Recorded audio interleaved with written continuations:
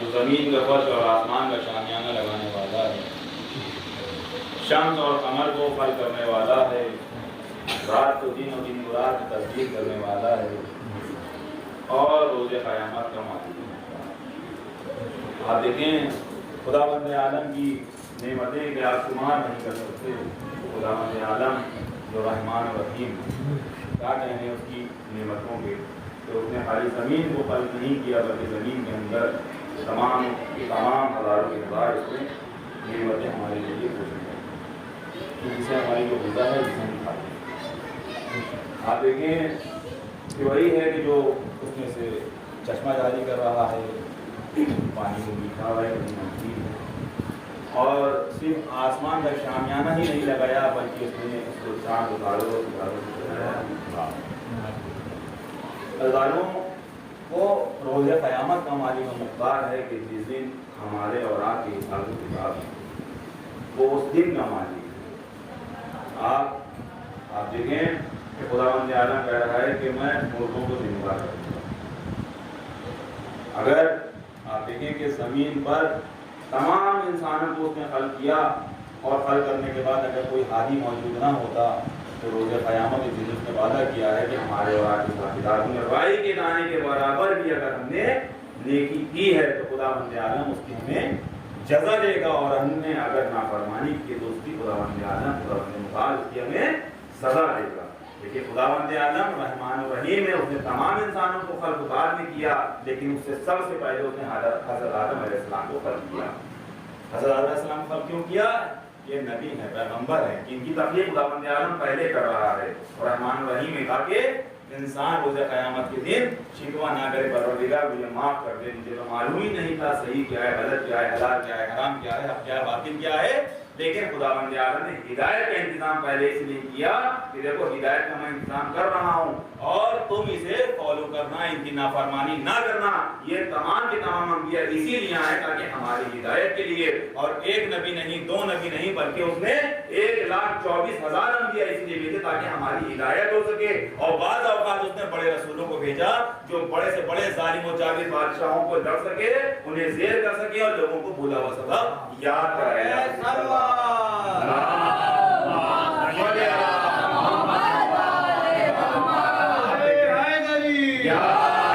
قرآن مجید میں جمع کر دی ہے، ہر کچھ خداوند عالم نے قرآن میں موجود کر جو ہماری ہدایت کے لیے اور قیامت تک باقی رکھنے کے لیے خداوند عالم نے خود اس کی ضمانت کر دی ہے۔ آپ دیکھیں کہ دنیا کی کوئی بھی کتاب ہو، کیسے بھی اٹھائیے، جیسے ہم آئے پڑھیے، لیکن اس کے اپنے قانون ہیں، قرآن کے اپنے قانون ہیں، یہ ہمیں تعلیم کر رہا ہے، ہماری تربیت کر رہا ہے، اور قیامت تک باقی رہنے والی کتاب ہے، اور اس کی ضمانت خداوند عالم نے خود لی ہے۔ کیا ارشاد فرما رہا ہے قرآن مجید میں خداوند عالم کہ انا نحن نزلنا الذکر وانا له لحافظون، ہم ہی نے اس کو نازل کیا ہے اور ہم ہی اس کی حفاظت کرنے والے ہیں۔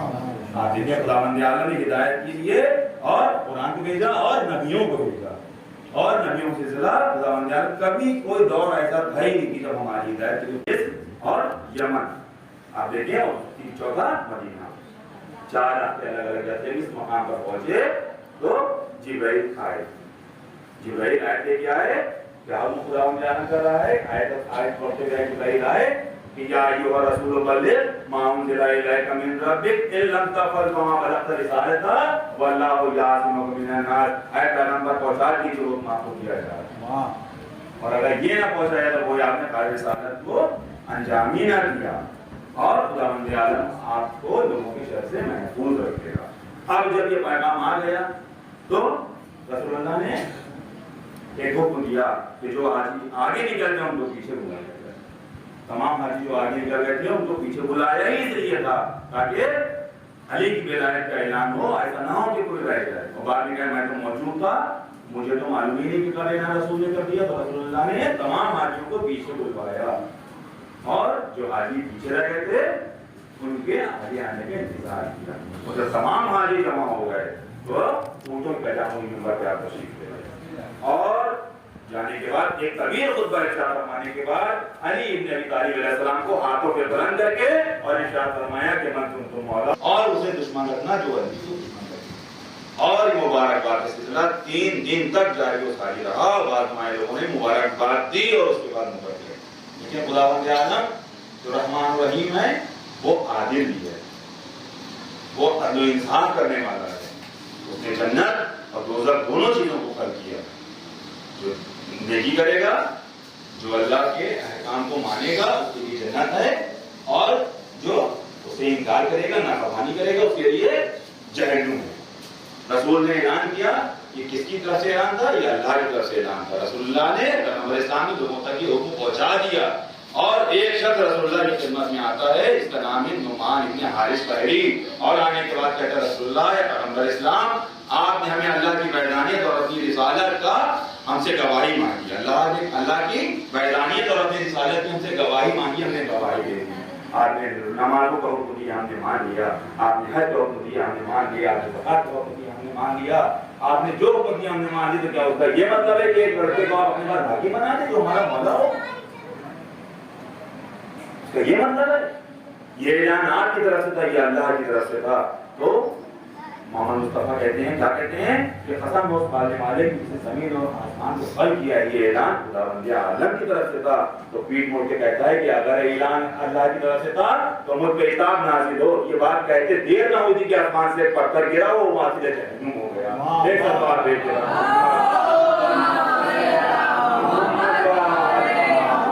جس نے انکار کیا وہ جنت نہیں جا سکتا. پیغمبر اسلام نے کھلے الفاظوں میں کہی تھے، تمام حدیثیں موجود ہیں، اور قرآن مجید خود شاہد ہے، خود گواہی دے رہی اس کی آیت ہے. یہ کیا کہنے علی کے؟ کوئی کسی کو مرتبہ حاصل ہی نہیں، کوئی ترتیب بنائے پہلا یہ دوسرا یہ تیسرا یہ.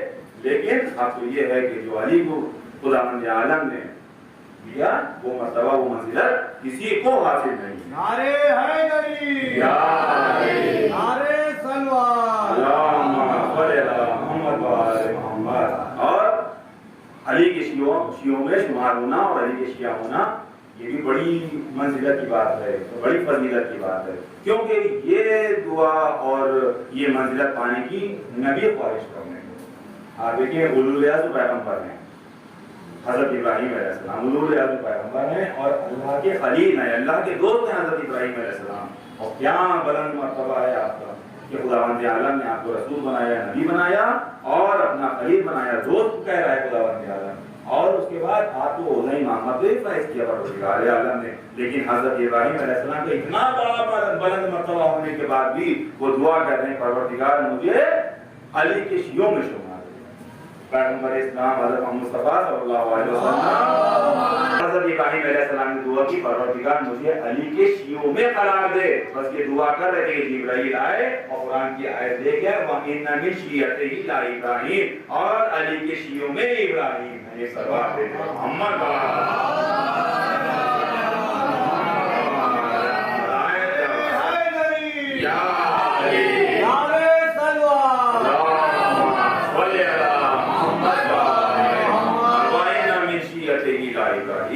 اور علی کے شیعوں میں سے بہت ہی بلند مرتبہ ہے. کوئی مثل و کوئی نظیر ان کے آگے نہیں ملتی ہے جو انہیں اسلام کی پرمپرا میں. پیغمبر اسلام کی عمر اس وقت 40 برس کی تھی، لیکن پیاس میں 71 لاشیں اٹھائیں، 71 لاشیں اٹھائیں میرے مولا نے کربلا کے میدان. کبھی انہوں محمد کا لاشا اٹھاتے ہیں، تو کبھی یتیم بھتیجے قاسم ابن حسن کی پامال شدہ لاش کی ٹکڑوں کو جمع کر کے ہوا کے دامن میں اٹھا کے خیموں میں لے کے آتے ہیں. تو کبھی بھائی مولا عباس کے غازی عباس کا علم لے کر خیموں میں آتے ہیں. خانداروں حسین نے کربلا کے میدان میں عظیم ترین قربانی دی. آپ سوچیں اندازہ کہ اس وقت حسین کے دل پر کیا گزری ہوگی کہ جب 18 برس کا کلیل جوان علی اکبر حسین کی خدمت میں آئے ہوں گے. اے بابا مجھے مرنے کی اجازت دے دیے، اے بابا مجھے مرنے کی اجازت دے دیے. حسین کہتے ہیں بیٹا تمہیں کیسے مرنے کی اجازت دے دوں، تم تو میرے نانا رسول اللہ کی شبیہ ہو. جب بھی میں اپنے نانا کی زیارت کا مشتاق ہوتا تھا میں بیٹا تمہاری زیارت کر لیتا تھا. اے بیٹا تمہیں کیسے مرنے کی اجازت دے دوں. ابھی ابن مسلم یہ دشمن کا راوی ہے، یہ لکھتا ہے کہ وہ علی اکبر نے حسین کے قدموں پر اپنا سر رکھ دیا. بابا مجھے مرنے کی اجازت دے دیے. حسین نے علی اکبر کو مرنے کی اجازت دی، مگر فرمایا ہے بیٹا اہل حرم سے رخصت ہو لو. میں کہوں گا مولا آپ نے اس سے پہلے تو کسی کو نہیں کہا کہ اہل حرم سے رخصت ہو لو. علی اکبر سے کیوں کہا؟ ہو سکتا ہے کہ دو وجہیں ہوں. ایک تو یہ کہ رسول اللہ کی شبیہ ہیں علی اکبر، حسین چاہتے ہو کہ ایک بار اور آخری بار اور اہل حرم پیغمبر اسلام کی زیارت کر لیں. اور دوسری وجہ یہ ہو سکتی ہے کہ جب آپ کی ولادت ہوئی تھی تو شہزادی زینب نے فرمایا تھا اے بھیا علی اکبر کو مجھے دے دیے، ارے میں اس کی پرورش کروں گی. علی اکبر کی پرورش شہزادی زینب کی آغوش میں ہوئی ہے. ہو سکتا ہے کہ حسین چاہتے ہوں کہ جو آگ رہا اس کو کسی بھی اجازت لے لو. ہاں دادا لو حامد ابن مسلم سامنے کھڑا دیکھتا ہے، کہتا ہے کہ بہت دیر ہو گئی، حسین کی طرف سے کوئی جانثار نہیں آیا. تو میں یہ سمجھا شاید حسین پر جانثاری کرنے والا اور اپنی جان کو فدا کرنے والا کوئی باقی نہیں. کہ اچانک اس نے کیا دیکھا کہ خیمے کا پردہ کبھی اٹھتا ہے، کبھی گر جاتا ہے، کبھی اٹھتا ہے، کبھی گر جاتا ہے. علی اکبر نکلنا چاہتے ہیں لیکن بیویاں دامن سے لپٹ جاتی ہیں. اے علی اکبر، اے علی اکبر، علی اکبر خیمے سے رخصت ہوئے. اگر امیر کہتا ہے کہ علی اکبر خیمے سے اتنا رخصت ہوئے جیسے بڑے گھر سے کسی گڑیے جوان کا جنازہ نکلتا ہے. آزادار حسین علی اکبر کو گھوڑے میں سوار کرتے ہیں اور سوار کرنے کے بعد علی اکبر گھوڑے کو روک دیتے ہیں کہ چاہتے ہیں کہ مقصد پہنچ جائے، لیکن ابھی چند قدم چلتے ہیں کہ حسین پیچھے سے آواز دیتے ہیں واہ علی اکبر، واہ علی اکبر. حسین کی صدا جیسے علی اکبر تک پہنچتی ہے، علی اکبر اترتے ہیں گھوڑے سے، پوچھتے بابا ابھی تو آپ نے میں رخصت کر دیا بابا. اے بابا آپ کی تو اجازت سے بابا چاہ رہے نا مرنے کے لیے، اے بابا ہم آپ کی اجازت دے چکے نا بابا. حسین کہتے ہیں بیٹا کاش تم صاحب اولاد ہوتے. آزادار حسین کا یہ حال اس وقت تھا جب علی اکبر مرنے کو چاہ رہے تھے. ارے سوچو اس وقت کیا حال ہوگا کہ جس وقت علی اکبر ارے زخمی ہو کے گھوڑے سے گرے ہوں گے. آواز یہ بابا میرا آخری سلام قبول کیجیے. آزادار جیسے حسین نے علی اکبر کی صدا سنی، علی اکبر کی صدا سنی، حسین مقتل میں جانا چاہتے ہیں. حسین چاہتے ہیں کس طرح سے ہم مقتل پہنچ جائیں، لیکن عزاداروں حسین چلتے ہیں اور گر پڑتے ہیں، چلتے ہیں اور گر پڑتے ہیں، چلتے ہیں اور گر پڑتے ہیں. روایت میں ہے کہ حسین 70 بار گرے ہیں، 70 بار گرے ہیں، اٹھے ہیں. ہاں عزاداروں حسین پہنچتے علی اکبر کے پاس، کہا بیٹا کیا حال ہے تمہارا؟ اے بیٹا علی اکبر کہاں اذیت ہے کہ سینے پہ ہاتھ تو رکھے ہو؟ کہا بابا کسی لڑی نے میرے سینے پر ایسی پرچی ماری ہے کہ جس کی انیس ٹوٹ کے سینے میں رہ گئی ہے. اے بابا اگر یہ پرچی کے نہیں نکل جائے تو بنا نہ جائے.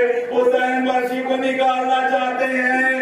آزاداروں پرچی لی، علی اکبر کے کلیجہ ہلا، علی اکبر زمین کربلا میں ایڑیاں رگڑنے لگے.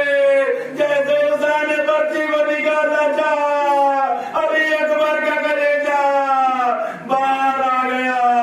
علی اکبر کی روح جنت کو پرواز کر گئی. انا للہ و انا الیہ راجعون. سیان اللہ علیکم انا للہ و انا الیہ راجعون. بڑا پاک ہمارے متصل بات قبول فرما. بڑا کرم جو پریشانی آ رہی پریشانی کو دور کر دے. جو بیمار کو شفا کاملہ عطا فرما. جو مخلوق سے پروردگار کو خبر دے.